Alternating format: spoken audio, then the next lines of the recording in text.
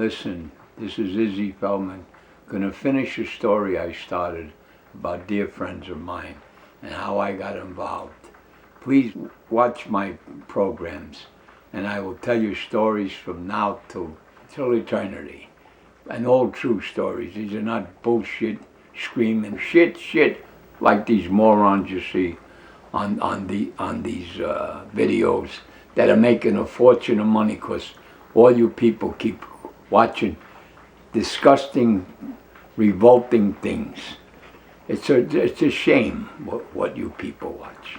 It's a shame what's happening to our children because of you imbeciles. But now let me tell you a true ghost story. My friend told me about the house. I made an offer that they couldn't refuse, and I got the house for nickels and dimes. A small little house. It needed work. So we came, my wife, my children, my friends, my wife's family. We all came, who painted, who did, ripped up carpeting. I laid down linoleum throughout the house because I could do that. Not knowing the house was empty for 5 years before I bought it, and not knowing what really took place in the house. From what I understand, the woman was very sick that owned the house. She took an overdose of pills to commit suicide. They rushed her to the hospital. From what I understand, she was pronounced dead. The husband, not too long after, decided to go in the garage, put on the fumes of the car, the gas, and died of carbon monoxide. So it was a two-suicide house. I didn't know this at all. And I would have probably never bought the house. And right behind the house was an old-time cemetery when people used to bury their relatives on their own properties. It was all stones there. And I always had suspicions of those things and was superstitious and a little afraid of it. Anyway, I bought the place and we painted, did this, that. One night one day we did so much work and we left there to go to an auction. And we left to go to the auction and I had painted on the outside all the trim and the windows and all this stuff. And on the way back from the auction, and we shut all the lights before we left and locked the door. On the way back from the auction, my wife says, let's pass the house in the dark, see if you could see the difference that we painted it. And as we came down this road, remember now, this is rural, this is not the city. What happened to my friend Joe happened in the city, Delancey Street, around that area. Now we're in the rural area. I passed the house and the lights are on in the attic. My wife said, "Would you leave the lights on?" Stop the car. I said, no way. I said, I ain't stopping no car. I shut the lights. I distinctly remember shutting the lights. And I just drove by. I was too nervous or maybe slightly frightened to go look in the house. Who knew? I don't know now. The house would be haunted. Who would think something like that? I brought up a fellow friend of mine to help me redo the attic. We were going to panel it and do all this work. And I was there with my son and my friend Joey. His name was Joey, not the owner that told me to buy it, but a young fella. And we left him there. He was a good carpenter. And I left him there. I said, I'm going to go and buy some sandwiches by my friend Joe, who had a restaurant. I leave with my son to go buy lunch sandwiches. And locked the door on the way out. My friend is upstairs banging away, putting up paneling and insulation. And I'm gone, instead of be gone 20 minutes, I'm gone about an hour. Start talking, how you doing, you're fixing the place and this and that. And I bought some sandwiches to bring back. We take this stuff back, soda, whatever. As on the way back, we pull in the driveway. There's nobody, just my car. My son and I knock on the door, nobody answered. So we walked around the house, the back of the house, just to see how everything looked from the outside. Then we go back to the door, and I'm banging on the door. And I put the key in to open the door, but we had another lock inside that you bolt from the inside that there's no key for.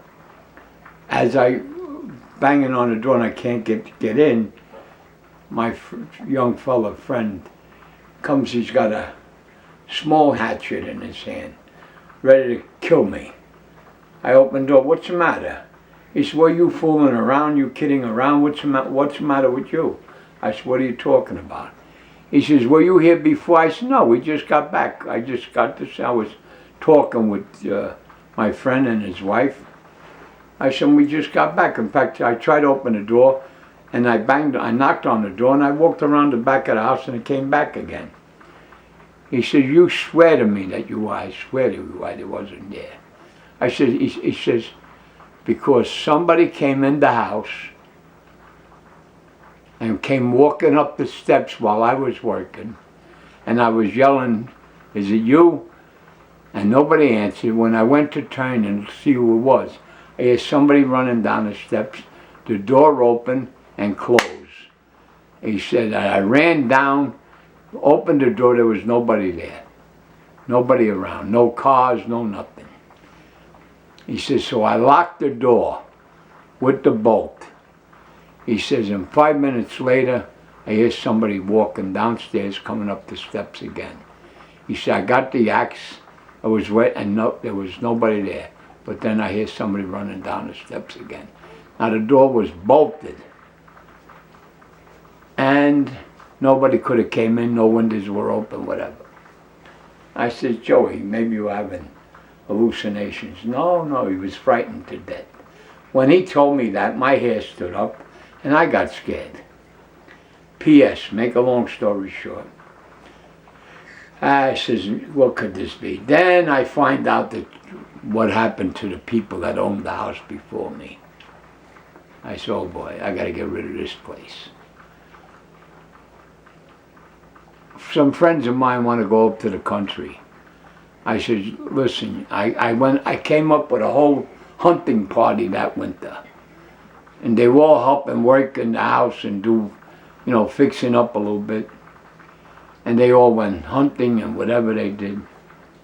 They came back, none of them could sleep. They said there was something spooky about the house. It's a small little house. Okay, P.S. Took them home, never took them back. I give the keys to a friend of mine, Freddie, with his wife and his 2 kids. And I tell him, people said this and that. Told him the truth, I didn't lie to him. Well, he gets to the house, his wife loves the place. Oh, there's it out, she's cleaning it up, still whatever she had to do to make it. It was a very livable house. They go to bed that night. He has 3 daughters. They're in one bedroom. Between that bedroom and the master bedroom is a bathroom in between. And then there's the living room and kitchen and dining, whatever. The wife hears the bowl flush. So she says, she wakes him up, Freddie.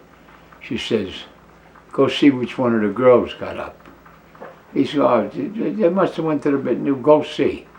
He goes in the bedroom to look at his kids. They're all under the blankets, all sleeping, out cold. Doesn't think nothing of it. While he's gone, she feels somebody. She thought he got back in the bed, but she feels the mattress go down, somebody get in bed with her.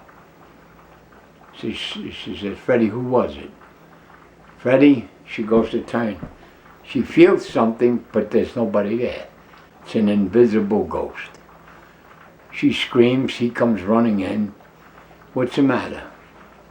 Somebody was just in bed with me. He said, what are you, nuts? He says, I was just right there. How could then nobody got in the house. She says, I'm telling you, somebody was in the bed with me. While he's talking to her, he hears the bowl flush again. He goes running to the bathroom. There's nobody in the bathroom, and his kids are still sleeping. They couldn't sleep all night. Then they heard people's steps going up to the attic and back down. The kid was frightened to death. He left there that morning. He packed up his kids, his wife, come back, and he told me, I decided to sell the place. I sold it to a mental case who tried to kill me with a bow and arrow when I went to get the furniture.